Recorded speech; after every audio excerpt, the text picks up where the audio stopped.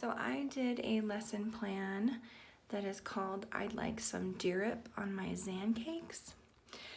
And the materials needed for this lesson plan are paper bags, pom-pom balls, eyes, like googly eyes, any additional decorative materials, and the book titled The Hungry Thing, and then assessment forms, which I would include, and play food or cards with food pictures, which the teachers could make herself or buy online at the store.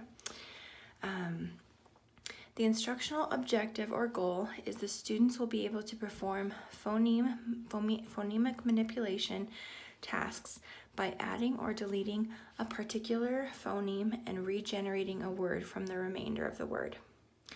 The phonemic awareness in this, the kids will be able to demonstrate understanding of spoken words, syllables, and sounds or phonemes. So the procedure, like the step-by-step, is I would start off by saying, "Hello class, have any of you ever eaten a Womburger?" "Oh dear, I mean a hamburger. Do you like syrup on your Zan cakes?" "No, that's not right either."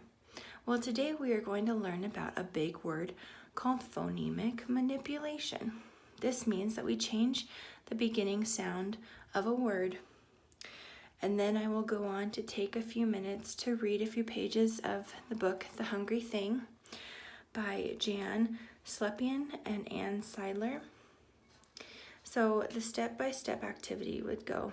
Number 1, I would hand out each student a paper bag and some supplies to make their puppet. They're each going to make their own puppet.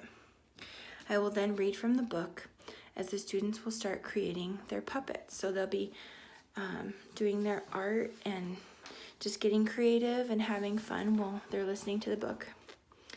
3, once we finish with a story, the students will pair up with another partner. The teacher can pair up the students how they want, or they can use side-by-side partners. 4, I will divide the class up into small groups. This could be anywhere from 3 to 4 kids, depending on your class size. 5, each small group will get a few pieces of fruit or pretend food, or like we talked about, the cards with the food pictures on them, and feed it to their puppets with their partners. But as they feed their puppets, they will change the beginning sound of what they're feeding their puppet. So for example, if they have a picture of a banana, they'll say, "Here puppet, here is a zanana," or they could do a canana. They're changing the sounds however they choose. Or tomato would be a bomato. 6, the puppet could say, "Please feed me a banana." So instead of the kid choosing what they're feeding the kid or their puppet, their partner could ask, just come up with words, "Will you hand me a banana, a tomato?" And the other partner will have to decipher what the kid is asking for their puppet. 7, students will finish the short assessment quiz.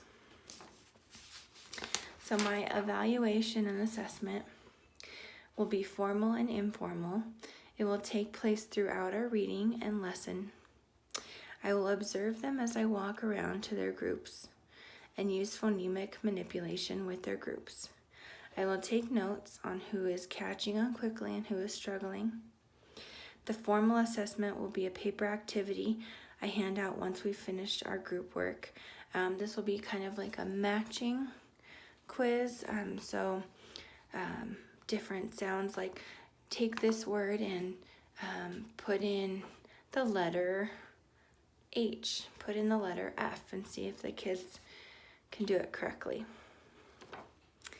And as they leave the class, I will give them an exit quiz or an exit ticket. They could manipulate the letters in their own names as they leave. So I could be Brace instead of Grace, or Landon could be Bandon instead of Landon. Next week, we will move into more phonemic manipulation by reading some Dr. Seuss.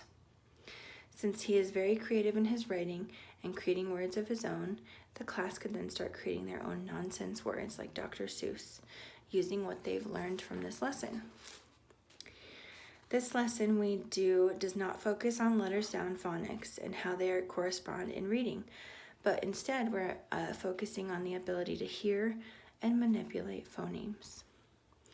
So this is just kind of an overall of my lesson. And then I would just make sure that when we're done with the lesson, I would say, thank you, class. Your puppets all look so wonderful, and you're all so talented when it comes to creating new words. As we close this lesson today and you head out to recess, I'd like each of you to use this wordplay with your own name. And that's how I would begin my exit ticket.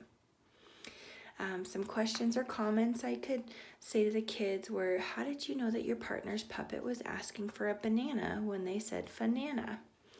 Or I could ask, can you use this type of manipulation with your own name? And just kind of play with it a little bit. Thanks.